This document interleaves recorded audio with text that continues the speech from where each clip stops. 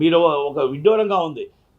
పుష్ప వదిలేస్తారంట, దేవరా వదిలేస్తారంట, ఇప్పుడు రేపు రాబోయే కల్కి వదిలేస్తారంట, ఏదేది మన భారతి 2 వదిలేస్తారంట, అన్నీ వదిలేస్తారు మొత్తం. ఆల్మోస్ట్ రామ్ చరణ్ గారి సినిమా, గేమ్, అన్ని సినిమాలు వదిలేసి తక్కువ పర్సంటేజ్ కావాలంట. ఎగ్జిబిటర్స్ అసోసియేషన్ ఒకటి పెట్టారు. నైజాం ఎగ్జిబిటర్స్ అసోసియేషన్ కూడా వాళ్ళు రికగ్నైజ్డ్ బాడీ కాదు, నాన్ రికగ్నైజ్డ్ బాడీ. అంటే తెలంగాణకి ఛాంబర్ ఉంది, ఛాంబర్లో అందరూ ఉన్నారు. అలాగే ఏపీ ఫిల్మ్ ఛాంబర్ ఉంది, తెలుగు ప్రొడ్యూసర్ కౌన్సిల్ ఉంది. ఇవన్నీ కలిపి ఒక జాయింట్ కమిటీ ఉంటుంది. ఎవరికైనా ఏమైనా ప్రాబ్లమ్స్ ఉంటే మాట్లాడుకుంటాం. ఓకే, అసోసియేషన్ అనేది వాళ్ళు సపరేట్గా పెట్టుకున్నారు. అయితే వాళ్ళు సపరేట్గా పెట్టుకొని ఈరోజు కాదు, అది ఎప్పటి నుంచో పోరాడుతున్నారు. అయితే నేనేమంటున్నానంటే తెలంగాణలో సినిమా డిస్ట్రిబ్యూటర్గా శిరీష్ గారు, దిల్ రాజు గారు ఉన్నారు. అంటే శిరీష్ అంటే ఇద్దరు ఒకటే. అక్కడ సునీల్ గారు ఉన్నారు. 2 ఆఫీసులోనే ఇప్పుడు కొత్తగా 3 ఆఫీస్ పుట్టింది, మైత్రి ఆఫీస్. ఈ 3 ఆఫీసులే సినిమాలు ఇవ్వాలి. కంటెంట్ సినిమా వేయాల్సింది ఎవరు? ఎగ్జిబిటర్లు. సగం లీజు వీళ్ళకు ఉన్నాయి, సగం లీజు వాళ్ళకు ఉన్నాయి, కొన్ని లీజులు చిన్న చిన్న వాళ్ళకు ఉన్నాయి. మీరు ఎక్కడ ఓనర్లు పుట్టుకొచ్చారు? ఓనర్లు ఎక్కడున్నారు? మొత్తం టోటల్గా థియేటర్లు అన్నింటిలో ఒకటి మల్టీప్లెక్స్లు, ఒకటి వచ్చి 35% మల్టీప్లెక్స్, 30% వచ్చి శిరీష్ గారు, 30% వచ్చి సునీల్ గారు. మేబీ అటు ఇటు పర్సెంట్లు తక్కువ అవచ్చు. ఒక 5% 10% ఓనర్స్ ఉన్నారు. ఈ ఓనర్స్ అసోసియేషన్ ఎలా రన్ అవుతుంది? ఎక్కడ ఒప్పుకుంటారు? మేమేమంటున్నామంటే మీరు ఒక విడ్డూరంగా ఉంది. పుష్ప వదిలేస్తారంట, దేవరా వదిలేస్తారంట, ఇప్పుడు రేపు రాబోయే కల్కి వదిలేస్తారంట, ఏదేది మన భారతి 2 వదిలేస్తారంట, అన్నీ వదిలేస్తారు మొత్తం. ఆల్మోస్ట్ రామ్ చరణ్ గారి సినిమా, గేమ్, అన్ని సినిమాలు వదిలేసి తక్కువ పర్సంటేజ్ కావాలంట. అసలు తీసేస్తే ఏముంది అయ్యా? సినిమాలు ఇంకా అయ్యే కదా సినిమాలు ఉండేవి. అంటే మీరు విడ్డూరంగా ఉంది. ఇటు శిరీష్ గారికి మీరు చెడ్డ అవ్వకూడదు, సునీల్ గారికి చెడ్డ అవ్వకూడదు. సార్ మేము అసోసియేషన్ పెట్టాం, మేము ప్రెస్ మీట్ పెట్టాం, ప్రెస్ వాళ్ళకి మేము చెప్పాము, చూసారా ఎంత చక్కగా చెప్పాము అన్నట్టు ఉంది ఇది కదా. మీరు పర్సంటేజ్ అడగాలనుకుంటే అన్ని సినిమాలకి పర్సంటేజ్ అడగండి. ఆ పర్సంటేజ్ సినిమాలు వాళ్ళు ఒప్పుకుంటారా ఒప్పుకోరా? ఎగ్జిబిట్ ఆల్రెడీ మీరు ఎన్నోసార్లు చెప్తున్నా, ఛాంబర్లో కూడా యాక్సెప్ట్ చేయాలా లేదని ఆలోచిస్తారు తప్ప సగం సినిమాలు తీసి సగం సినిమాలు తీయడం అనేది కరెక్ట్ కాదు. పెద్దవాళ్ళు రెంట్లు అడుగుతున్నారు, మిడిల్ ఫ్యామిలీస్ వచ్చి పర్సంటేజ్ అడుగుతున్నారు, చిన్నవాళ్ళు పర్సంటేజ్ అడుగుతున్నారు. పర్సంటేజ్ కూడా కాదు, మాకు అసలు క్యూబ్ డబ్బులు కూడా ఇవ్వట్లేదు. ఆ పరిస్థితుల్లో ఎగ్జిబిటర్స్ ఉన్నారు. ఇప్పుడు ఇక్కడ దాన్ని మనం పట్టుకొని మీరు ఎవరి కోసం, స్వభావం కోసం ఈ మీటింగ్లు పెడుతున్నారు, ఎవరి అండ్ల కోసం మీటింగ్ పెడుతున్నారు, ఎవరి అసోసియేషన్. మీరు ఈ సినిమాలు తీసేసి ఇది మీకు అనిపిస్తుందా? మంచి అనిపిస్తుందా? సినిమాలు అన్నీ తీసి మీరు మా పర్సంటేజ్ ఇవ్వండి అని ఆ పర్సంటేజ్ సిస్టమ్ పెడితే ఎందుకు ఒప్పుకుంటారు? ఏం ఒప్పుకుంటారు? అంటే ఆ సినిమాలకు రెంట్లు వేస్తారా? అంటే వాళ్ళకున్న స్పెషల్ ఏంటి? దీంట్లో ఏం లేని స్పెషల్ ఒక్కసారి దానికి చాలా గమనించాలి. అంటే ఇది 16వ తారీఖు థియేటర్లు బంద్ అని పెట్టారు. ఏ థియేటర్ బంద్ ఉన్నాయి ఒక్కసారి చెప్పండి. ఇవాళ 22వ తారీఖు. మీరు కావాలంటే ఆన్లైన్లో కొట్టండి, all tickets is running, theatres is running. అంటే మీరు ఇచ్చింది ఫేక్ న్యూస్. మా నిర్మాతను నాశనం చేస్తారు. మా నిర్మాత ప్రేక్షకుడు ఏమనుకుంటున్నాడు? సినిమాలు లేవు, సినిమాలు బంద్ అయిపోయి అనుకుంటున్నారు సోషల్ మీడియాలో. తీరామో సినిమాలు ఉన్నాయి అంటే నష్టం పెట్టింది సినిమా నిర్మాతని. మీకు మామూలుగా మీకు ఏంటంటే ఏదో వచ్చి మీరు పెట్టాలనుకొని మీకు ఏంటంటే తెలంగాణలో పదవి లేదని పదవి పెట్టారా? దేనికోసం పెట్టారు మీరు? ఒక్కసారి ఆలోచించండి, మీ అంతరాత్మకు ఆలోచించండి. ఈ సినిమాలు అన్నీ తీసేసి పర్సంటేజ్ సిస్టమ్ మాట్లాడడం కరెక్టా? మొత్తం సినిమాల కోసం మాట్లాడదామంటే మీరు రండి, తెలంగాణ ఛాంబర్ రండి, ఆంధ్ర ఛాంబర్, అందరూ జాయింట్ మీటింగ్లో పెట్టి ఇది మాట్లాడుతూనే ఉన్న 3-4 సంవత్సరాలు బట్టి. ఆ 3-4 సంవత్సరాలు బట్టి శిరీష్ గారు ఒప్పుకోలేదు. శిరీష్ గారు ఒప్పుకుంటే మన సునీల్ గారు ఒప్పుకోరు. సునీల్ గారు ఒప్పుకుంటే అక్కడ అలంకార్ ప్రసాద్ ఒప్పుకోరు. అలంకార్ ప్రసాద్ ఒప్పుకుంటే ప్రొడ్యూసర్లు ఒప్పుకోరు. ఇది రోజుకి జరుగుతుంది. ఈ తంతులో క్యూబుల్ని ఈయోపోల కోసం మనం 10 సంవత్సరాలు బట్టి పోరాడుతున్నాం, 14 సంవత్సరాలు బట్టి. అది కూడా అదే పరిస్థితి జరుగుతుంది. కనుక ఒక ఐకమత్యం అనేది ఉండాలి. మీరు 5% మందిని యూనియన్ పెట్టుకొని 5% మాత్రమే బయటకు ఉన్నాయి థియేటర్లో. మెజార్టీ పీపుల్ వీళ్ళే ఉన్నారు లీజ్కి. కాదని చెప్పమన్నాడు వచ్చి. ఎన్ని థియేటర్లు ఉన్నాయి వీళ్ళందరికీ? కనుక అది కూడా మీరు ఈ విధంగా బయటకు తీసుకొచ్చి మొత్తం ఇండస్ట్రీనే మూసేసినట్టు, ఇండస్ట్రీ ఏదో చేసినట్టు. ఇప్పుడు సోషల్ మీడియా కూడా కొంచెం ఖాళీగా ఉంది, ఎందుకంటే ఎలక్షన్ అయిపోయింది కాబట్టి కొంచెం ఖాళీగా ఉంది. కాబట్టి సోషల్ మీడియాలో మొత్తం టోటల్ సినిమా వాళ్ళంటే కొంచెం హైప్ ఉంది కాబట్టి కొడుతూనే ఉన్నారు. ఓకే, నేను మంచిదైతే మీరు కొట్టండి, తప్పలేదు. కానీ దీంట్లో ఎక్కడైనా న్యాయం ఉందా, ఎక్కడ అన్యాయం ఉందా? ఒక్కసారి ఆలోచించండి, ఆలోచించి నిర్ణయం తీసుకోండి.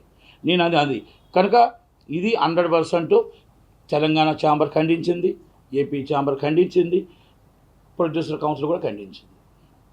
అందుకనే మీకు ఎన్నిటికి మూల కారణం ఎఫ్డీసీఏ, ఎన్నిటికి వాడుతుంది ఎఫ్డీసీఏ. దీన్ని మళ్ళీ వెనక్కి తీసుకొచ్చి ముందు తీసుకొచ్చినా మనకు ఒక ఇంట్లో తండ్రి లేకపోతే ఎలాగో, తల్లి లేకపోతే ఎలాగో మన పరిస్థితి అలాగే ఉంది ఇప్పుడు ఎఫ్డీసీ లేకపోతే. మాకు ఆంధ్రప్రదేశ్కి ఒక ఎఫ్డీసీ నాయకుడు ఉన్నాడు, ఆయనే పొత్సాని కృష్ణమురళి గారు. ఉదయం లెగిస్తే తిట్టడమే ఆయన ధ్యేయం, కాకపోతే మమ్మల్ని తిట్టడు. ఆయన ఎవరిని తిడతాడు ఆయనకి తెలియదు, కానీ అవార్డులు ఇచ్చేది మాత్రం రోజా గారికి, అంబటి రాంబాబు గారికి వాళ్ళకి ఇస్తాడు. 4 దాకా వాళ్ళకి ఇచ్చాడు. 4 తర్వాత ఈయన పరిస్థితి ఏంటో ఆలోచించుకోవాలి. 2 గన్మ్యాన్లు ఇచ్చారు, ఆ గన్మ్యాన్ లేకపోతే బయటకు రాడు. ఆయన ఎఫ్డీసీ ఈయన ఎవరు పలకరించరు. ఎఫ్డీసీగా ఇటు మా సినిమా ఫీల్డ్కి ఏమీ చేయలేదు, అలాగని ఈయన ఎవరు కూడా రానివ్వరు. అంటే ఇది ఎఫ్డీసీ చైర్మన్ అంటే అటు ఇటు అందరి పరిచయాలతో రిక్వెస్ట్ చేసి మన ఇండస్ట్రీని కాపాడుకోవాలి, మన ఇండస్ట్రీ డెవలప్ అవ్వాలి. ఆ డెవలపింగ్ అవ్వటానికి మన 2 రాష్ట్రాలు అవ్వాలి. రేపు జూన్ 4 తర్వాత ఎఫ్డీసీ చైర్మన్గా సినీ ఇండస్ట్రీకి సంబంధించిన ఏపీలో సినీ ఇండస్ట్రీకి సంబంధించిన వ్యక్తులే వస్తున్నారు. సినీ ఇండస్ట్రీలో మొత్తం టోటల్గా రంగరంగ వైభవంగా స్టూడియోలు కానీ ఇంకోటి కానీ ఏపీలో జరుగుతున్నాయి.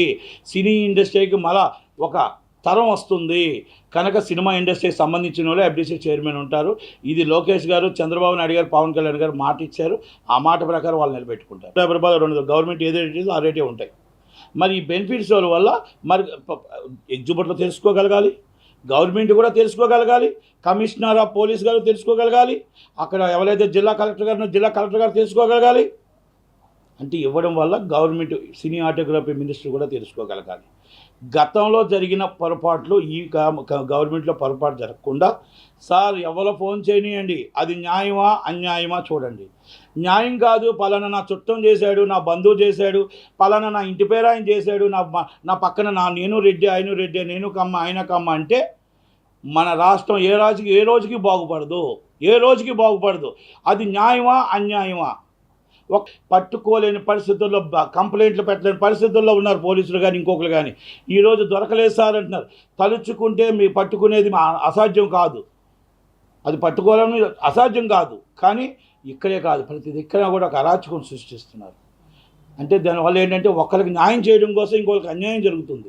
మీకు మళ్ళీ దాన్ని ఎందుకు తీసుకొచ్చారంటే ఇలా ఈ సినిమా ఫీల్డ్లో కూడా మీరు దయచేసి రేవంత్ రెడ్డి గారు, కోమటిరెడ్డి వెంకటరెడ్డి గారు కొన్ని ఇష్యూలు జరిగాయి మొన్న ఇష్యూలు ఏంటంటే అప్పుడప్పుడే మీకు గవర్నమెంట్ వచ్చింది కాబట్టి మీరు తెలిసి జరిగి ఉంటాయి. ఎందుకంటే 500 రూపాయలు 400 రూపాయల రేట్లు అనేది కరెక్ట్ కాదు. 300 రూపాయలు దాటి రేట్ ఇవ్వకండి. పేదవాడు మల్టీప్లెక్స్లో సినిమా చూడాలి. ఎందుకు చూడకూడదు? 100 రూపాయల టికెట్ పెట్టండి, 200 రూపాయల టికెట్ పెట్టండి, 300. పేదవాడికి ఆక్యుపెన్సీ 100 పెట్టండి, ఒక 75 సీట్లనే పెట్టండి. పేదవాడు సినిమా చూడకూడదా?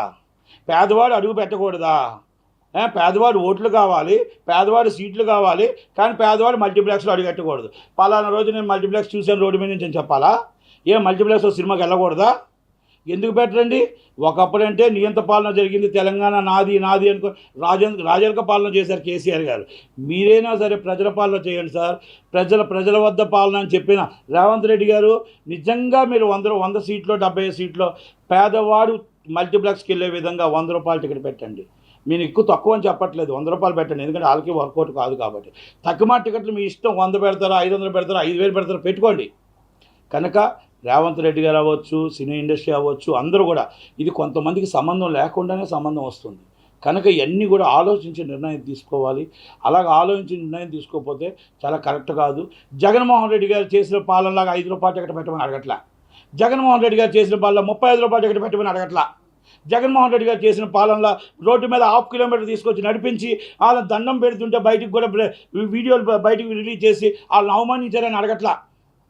జగన్మోహన్ రెడ్డి గారు చేసిన అరాచకాలని మేము తెలంగాణలో అడగట్లా. ఎందుకంటే మీరు 100% కరెక్ట్గా సినిమా ఇండస్ట్రీ అంటే మాకు అర్థం చేసుకుంటారు కాబట్టి, మాకు హక్కు ఉంది కాబట్టి మిమ్మల్ని అడుగుతున్నాం. జగన్మోహన్ రెడ్డి గారిని మేము అడగలే. అడిగితే వచ్చే పోసాని కృష్ణమూర్తి గారు ఒక చైర్మన్. ఆయన ఉదయం లేగిస్తే పవన్ కళ్యాణ్ గారు తిడతాడు, ఉదయం లేగిస్తే చంద్రబాబు తిడతాడు, లోకేష్ గారిని తిడతాడు. మా సినిమా ఇండస్ట్రీకి ఏం చేశావంటే నేనేమీ చేయలేదు, నేను సినిమా ఇండస్ట్రీ చేయడానికి రాలేదు, తిట్టడానికే నాకు ఈ పోస్ట్ ఇచ్చారని చెప్పాడు. కనుక జగన్మోహన్ రెడ్డి గారి పాలన ఇక్కడ వద్దు సార్. జగన్మోహన్ రెడ్డి గారి పాలన, కేసీఆర్ గారి దాంట్లో చూసాం. ఒక అరాచక పాలన చూసాం, ఒక హిట్లర్ పాలన చూసాం, జనాల్ని దగ్గరికి రానివ్వన పాలన చూసాం. అందుకే కేసీఆర్ గారిని సాగనంపారు ఇంటికి. జగన్మోహన్ రెడ్డి గారిని జూన్ 4వ తారీఖు నాడు ఉదయం 11 గంటలకి ఆంధ్రప్రదేశ్ నుంచి సాగనంపుతారు. Bye bye Jagan. ఆయన లోటస్ పాయింట్కి వస్తాడు. లోటస్ పాయింట్కి వచ్చిన వెంటనే అక్కడ మంచి పాలన, మంచి గవర్నమెంట్ వస్తుంది, ప్రజలకు మంచి జరుగుతుందని మాత్రం చెప్పగలుగుతాం. Thank you very much. ఇక మోహన్ గౌడ్ గారు మాట్లాడారు.